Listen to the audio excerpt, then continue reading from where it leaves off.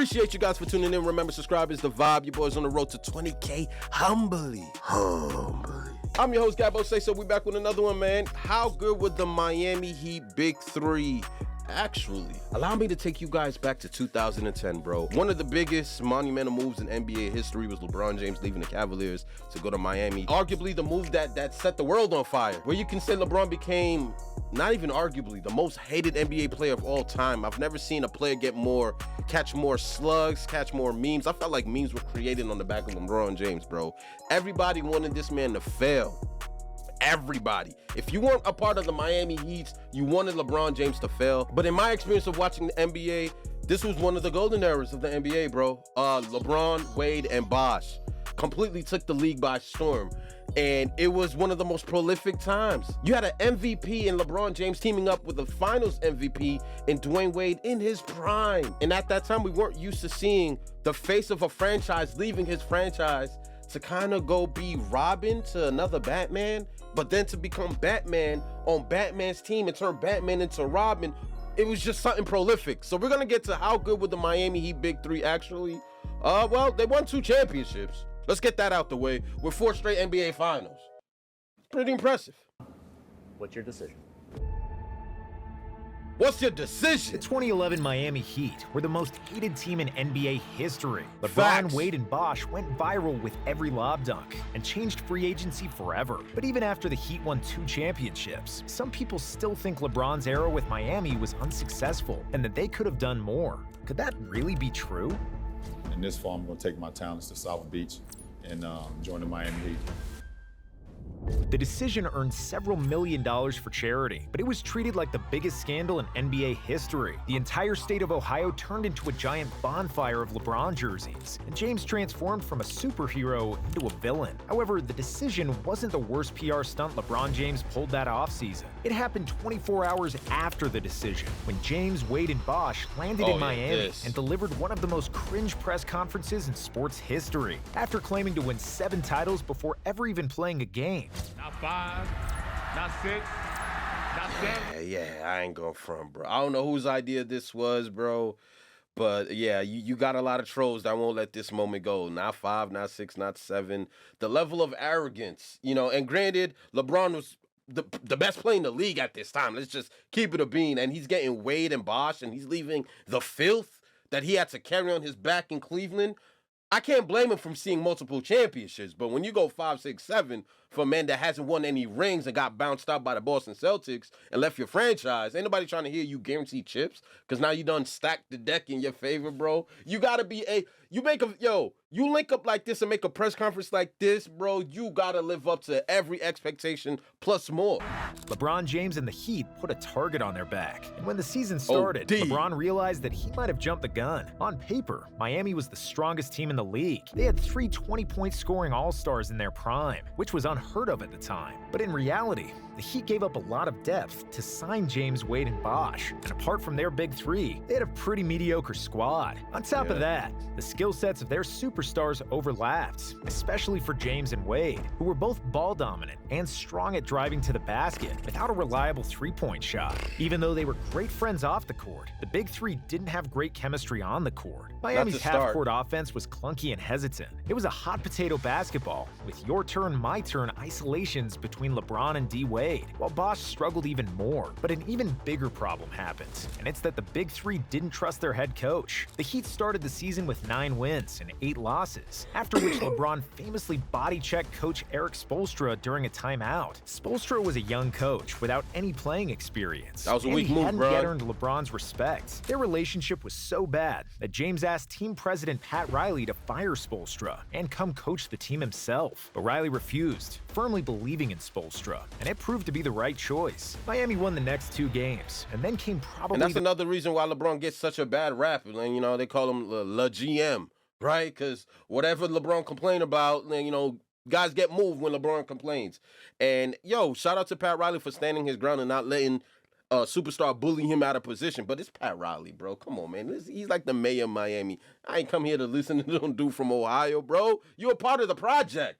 This is Pat Riley's vision, man. So shout out to Pat Riley for staying pat, because Eric Spoelstra is a Hall of Fame head coach and the best head coach in the game. But at that time, yo, listen, you 9-8. It takes a while to figure shit out, bro. Like, we're not just going to win a championship the first month of basketball. Like, you got to build this shit now. The most emotional moment of LeBron's career thus far. It was December 2nd, and the Heat played an away game in Cleveland. Never before have we seen such hate for somebody that was so loved just 6 months ago. As soon as LeBron entered the court, the crowd booed, and there was trash talk every time James had the ball. But despite all the negativity, the King couldn't be bothered. The Heat dominated the game, winning by 28 points, behind a masterful performance from James, who finished with 38 points and 8 assists. The victory rejuvenated Miami's season. It was the third win in a streak that eventually reached 12 games. Miami's athleticism on defense was something most teams couldn't deal with, which gave the Heat a ton of easy and memorable points in transition. The Heat finished the season with the third best record in the NBA, and everybody considered them a lock to win it all. In the playoffs, Miami looked and played the part of the favorites. First, they dealt with the 76ers in 5 games. Then came LeBron's nemesis, and the biggest Achilles heel of his career up to that point, the Boston Celtics. Huge series. Boston defeated LeBron in 2 of his last 3 playoff exits with the Cavs, and we figured they would be a tough mountain to climb for James and the Heat. But that simply wasn't the case, because this time, LeBron had Wade by his side. Wade averaged 30 points in the series to LeBron's 28, and Miami breezed by Boston in 5 games. 30. However, in the conference finals against the first-seeded Chicago Bulls and the league MVP Derrick Rose, Miami got punched in the mouth. The Bulls had beaten them by 21 points in Game 1, and nothing had seemed to work for the Heat. In Game 2, Spoelstra made the adjustment for LeBron to guard Derrick Rose for the majority of the time. Rose was the fastest and most athletic point guard in the league, but LeBron matched his speed and athleticism and raised him by 6 inches and 60 pounds. For the rest of the series, Rose struggled mightily, shooting just 32% from the field. And that spoke to Derrick Rose, bro. You had to put a man 6 inches bigger and 60 pounds heavier to slow the most athletic point guard in the league down, man. Like, Prime Rose was something different too, son. But you had to put Braun on Rose to help y'all win that series. 20% for 3. And after neutralizing the head of the snake, the Heat never looked back, and they easily won the next 4 games. LeBron had finally made it to the NBA Finals. Everything seemed to go according to his not 1, not 2. LeBron made it to the NBA Finals in Cleveland, bro. Come on, man. Don't do that. 23, one of the youngest stars to lead his franchise to the NBA Finals. You got swept by the Spurs. We get it. But he was only 23. Come on now. We finally made it back. Not 3 press conference at the beginning of the year. It seemed inevitable that Miami would be crowned champions, especially after taking a 2-1 lead in the series against the Mavs and holding a double-digit lead late in Game 4. But Dirk Nowitzki had other plans. The blonde German was hitting one tough shot after another and managed to single-handedly win the game and tie the series. Still, the Heat were considered favorites because they had LeBron, who was widely considered the best player in the world. But LeBron wasn't the best player in that series. He wasn't even in the top 3. Dallas's zone bothered James. Tyson Chandler ruled in the paint, and LeBron's driving lanes were closed. He then completely lost confidence in his jump shot, which resulted in the most passive basketball we've ever seen him play. In Game 4, James finished with 0 points in the 4th quarter, with only 1 shot attempt. And in Game 5, he scored just 2 points in the 4th, where the Heat lost again. In Game 6, with his back against the wall, King James failed to deliver once again, and the Mavs deservedly won the 2011 championship. Apart from his jumper going MIA, we also witnessed how uncomfortable LeBron was playing with his back to the basket, most notably when he unsuccessfully tried to post up a 5'10" JJ Barea. The Kings' legacy took a devastating blow, and the Mavericks pulled one of the biggest upsets in NBA Finals history. But from a 2022 perspective, Dallas's victory shouldn't have been all that surprising.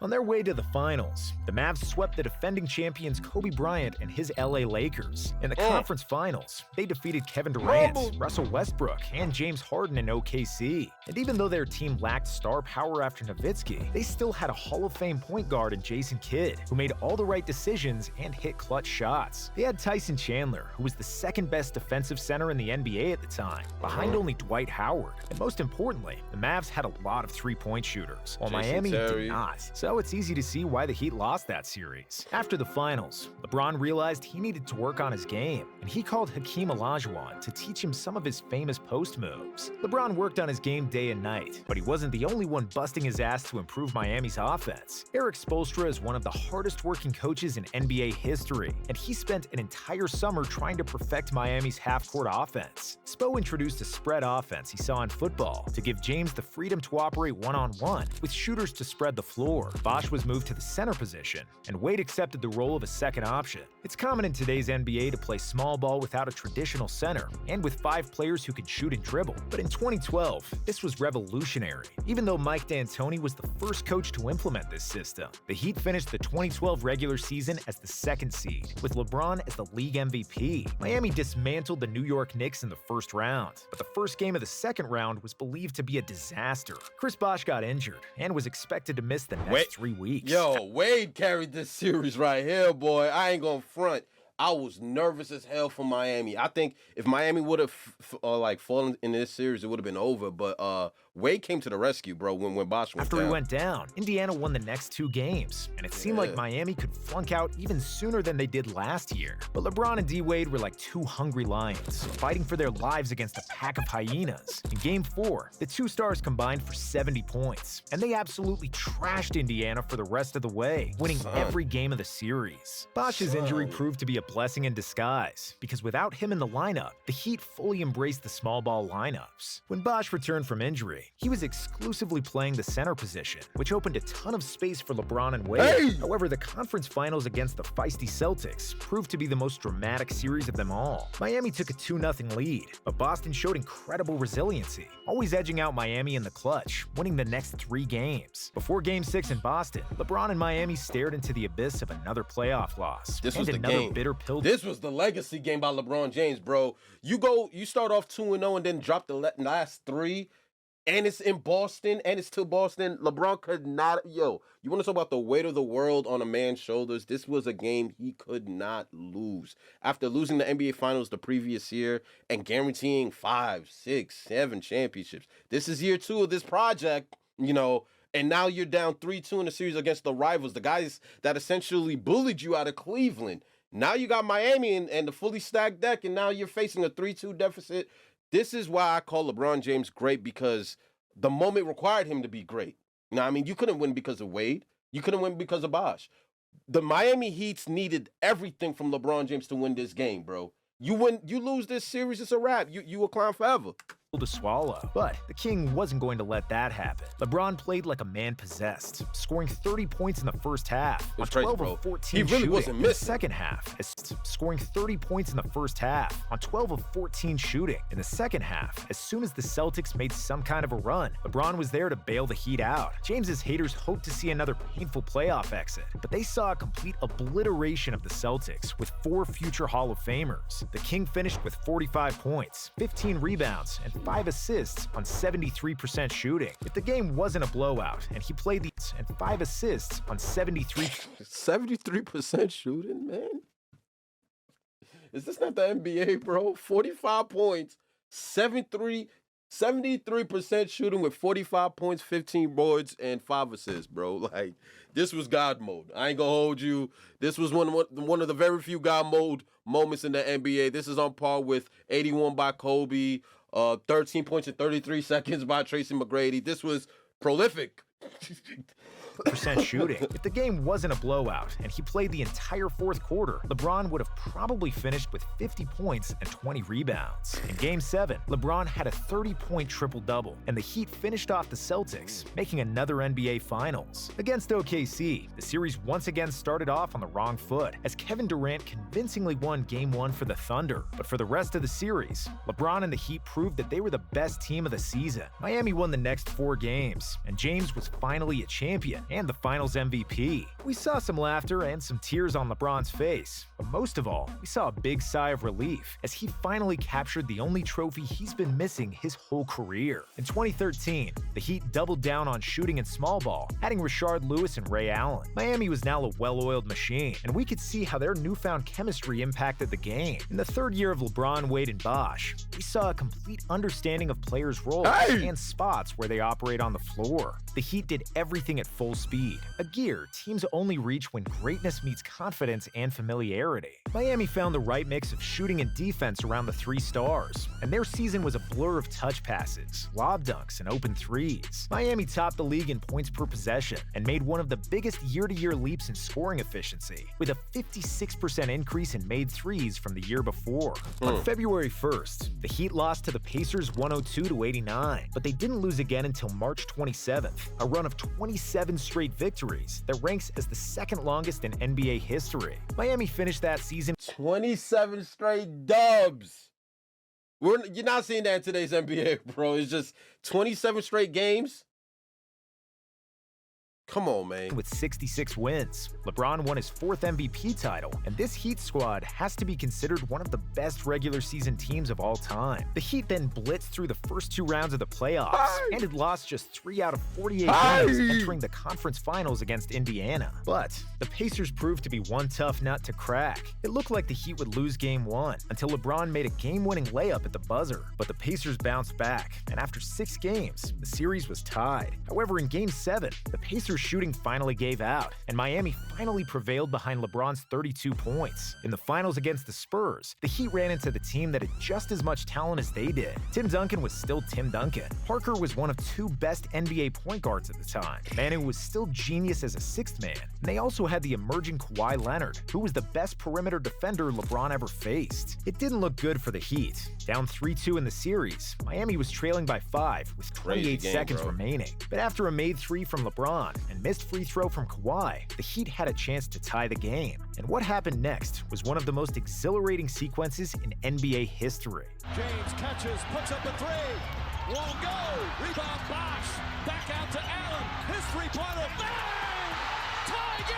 Miami won the game in overtime, forced Game 7, which was another spectacularly close game. But LeBron once again proved his clutch gene, hitting a tie-clinching shot over Kawhi Leonard and proving that the 2011 Finals was a fluke. It was harder than expected, but Miami won back-to-back titles, and LeBron's not 1, not 2, not 3 prophecy didn't seem so far-fetched. In 2014, the Heat continued with the same small ball strategy, but D-Wade had clearly lost half a step due to knee injuries. Wade just wasn't the same player from 2011, but LeBron was just too good, and the Heat were too familiar with each other to not be good. Even though they won 12 games less than the year before, Miami was clearly playing in the 4th gear, just waiting for the playoffs. Nobody in the East offered much threat to Miami, and Lance Stevenson even resorted to blowing into LeBron's ear to try and distract him, because nothing else really worked. Then the 2014 Finals arrived and offered a rematch between Miami and San Antonio. The whole world wondered if the Heat could be the first team to three-peat since Shaq and Kobe in the early 2000s. Game 1 of the 2014 Finals was very strange, because there was no air conditioning in the arena. The temperature was insanely hot, which gave LeBron cramps. James was forced to sit out the 4th quarter, and Miami lost the game. But James bounced back in Game 2 with 35 points and pushed the Heat to victory, and everybody expected another 7-game series. However, that proved to be the furthest thing from the truth. The Spurs were a brilliant offensive team, and they had shocking success scoring against Miami's trapping defense. Coach Pop figured out how to use the Heat's aggression against them, and the Spurs baited the Heat into trapping and then passed around those traps. Because the ball can travel faster than a man can run, the Heat's rotation would routinely crack and leave the Spurs wide open. LeBron played the most efficient series of his life in the finals, but Wade, Bosh, and the rest of his teammates were completely shut down. The Spurs blew them out in the next 3 games, deservingly winning the Larry O'Brien Trophy.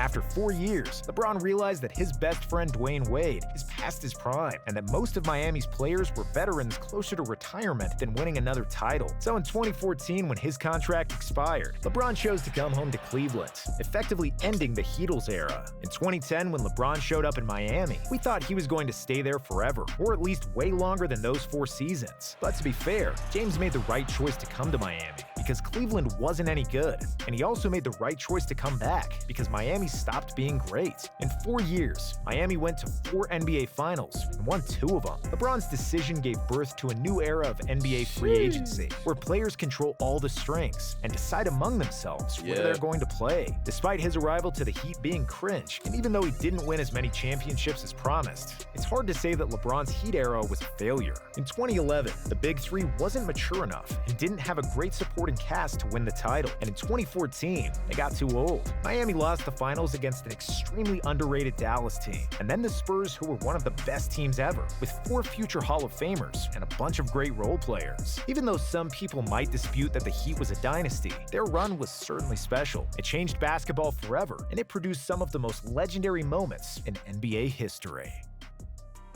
Yo, I'm telling you, man. You want to talk about a move that shape-shifted the entire league, bro? Was this moment right here. And this This moment right here, bro, gave everybody in the NBA confidence to move. Now, I mean, players started demanding trades. Players started leaving their franchises to team up with other superstars. They want to say LeBron was the first to do it. LeBron wasn't the first to do it, but he was the highest caliber of player to do it. Like, because before then, franchise players didn't really, you know, make announcements like this and leave their franchises to team up with other franchise players. But yeah, this was how good were the big Heats, man. Like, listen, bro, it was a magical time, a great 4-year run. Now, was it the best big three? Nah, that's Golden State all day with Kevin Durant. But they, at that era, Miami Heat big three was doing their thing. This was how good were the Miami Heat big three. They were great. I'm gonna holler at you guys next video. Hit the like and subscribe button for more content, man. But yeah, man, some good times. The good old days. I'm about.